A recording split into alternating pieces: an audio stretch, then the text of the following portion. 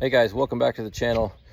Today we're doing the install of one of our CanAm Maverick tire carriers on a buddy of mine, and I just want to do a quick video. I've had some questions about install and fitment and just wanted to clarify and answer those questions that some folks have had. So let's get into the install and I'll show you what we do. All right, here's the CanAm we got. It's got the BRP toolbox. He had, I don't even know who makes this tire carrier that sits above the BRP up high, and so we're swapping that all out. A couple things that I wanted to verify for you guys, fitment wise, was this aftermarket radius rod support by ZRP, and then also the toolbox.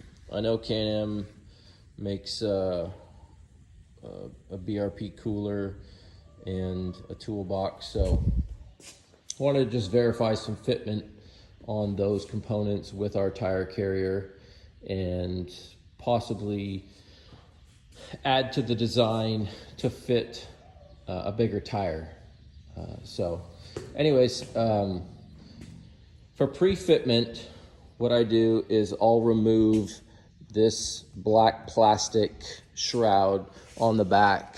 There's 5 bolts, I should say Torx. They're T30 Torx, and pull those off and you could slide the tire carrier on without ease. Fits right in there. You do have to drill 5 holes. So up here, we utilize one of the factory holes through the frame, and you've got to drill 1 hole here on each side.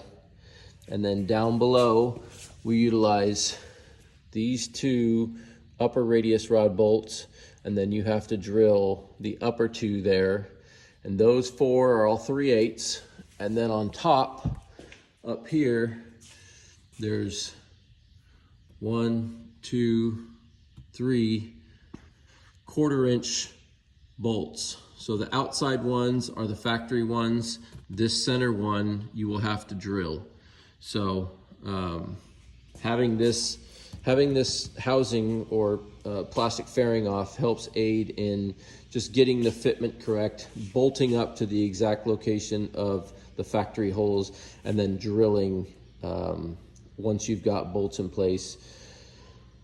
So once you get done drilling, what you'll do is you'll take all the bolts back out, and then you'll have to put this fairing back on because you can't get it in once the tire carrier is on. So go ahead and slip it back on, and after you've got it on, what I recommend is right in this area right here, put a piece of blue tape or any type of red tape, any type of tape, just to keep it from scratching.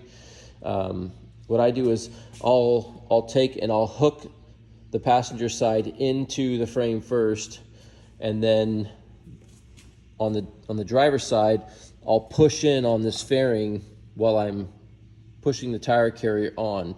And the reason I tell you to put tape on is because even though the tire carrier is powder coated, this section you can scratch that plastic, obviously, if you're pushing it on. So the tape just helps aid in keeping that plastic from getting scratched. So, but as you can see, we're installed.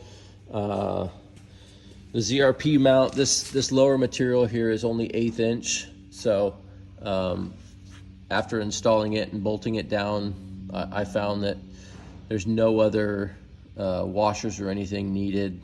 There's plenty of tolerances in this whole 6-bolt section to take up that 1/8 inch. So we've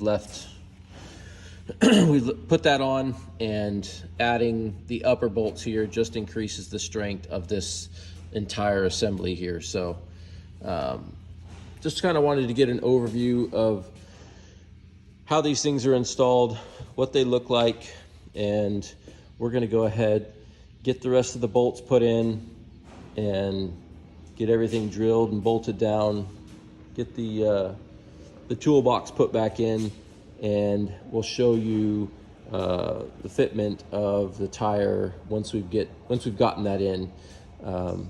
If I'm not mistaken, the BRP cooler may be a little bit taller. I haven't verified one.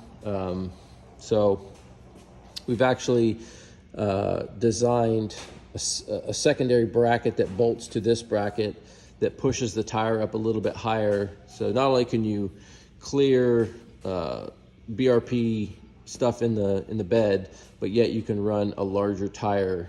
And not that many people run 37s, but this one is designed to run a 33, and so with that step up, you can get a 35 and a 37 with the same tire carrier. So makes it a universal setup for all different tire sizes. And yeah, so if you got any questions, feel free to leave comments and reach out. These can be found on our website, dffabrication.com.